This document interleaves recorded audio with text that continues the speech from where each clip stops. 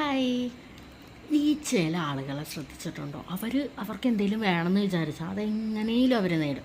ഇപ്പോൾ വാശി കാണിച്ചിട്ടാണെങ്കിലും ദേഷ്യം കാണിച്ചിട്ടാണെങ്കിലും ഇനിയിപ്പോൾ എന്തൊക്കെ സാക്രിഫൈസ് ചെയ്തിട്ടാണെങ്കിലും അങ്ങനെ നേടുന്ന ആൾക്കാരുണ്ട്. പക്ഷെ ചില ആൾക്കാർ വേറെ ആർക്കൊക്കെയോ വേണ്ടിയിട്ട് ഓക്കെ എനിക്കത് വേണമെന്ന് ആഗ്രഹം ഉണ്ടെങ്കിലും മേ ബി മറ്റാരെങ്കിലുമൊക്കെ വിഷമിക്കും, ആരെങ്കിലുമൊക്കെ എന്തെങ്കിലും വിചാരിക്കും, അല്ലെങ്കിൽ അങ്ങനത്തെ എന്തെങ്കിലുമൊക്കെ പറഞ്ഞിട്ട് റീസൺസ് ഉണ്ടാക്കിയിട്ട് അവർക്ക് ആഗ്രഹമുള്ള കാര്യങ്ങൾ അവരതിൽ നിന്ന് ഒഴിവാക്കും.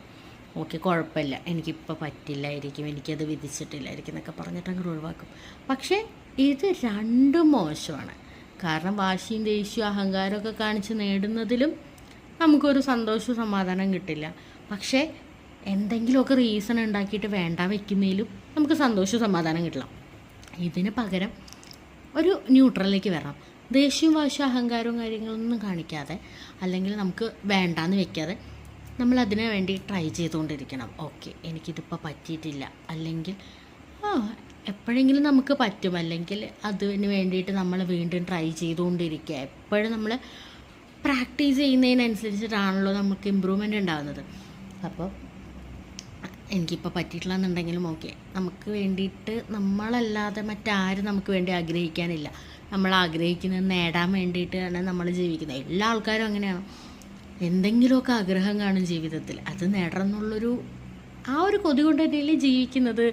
ഇപ്പോൾ നമ്മുടെയൊക്കെ പാരൻസിനെ നോക്കുകയാണെങ്കിൽ ഓക്കെ എൻ്റെ മക്കളെ നന്നായി നോക്കണം, അവർ നല്ല നിലയിൽ കാണണം എന്നല്ലേ അവർ ആഗ്രഹിക്കുന്നത്. അതിന് വേണ്ടിയിട്ടല്ലേ അവർ ജീവിക്കുന്നത്.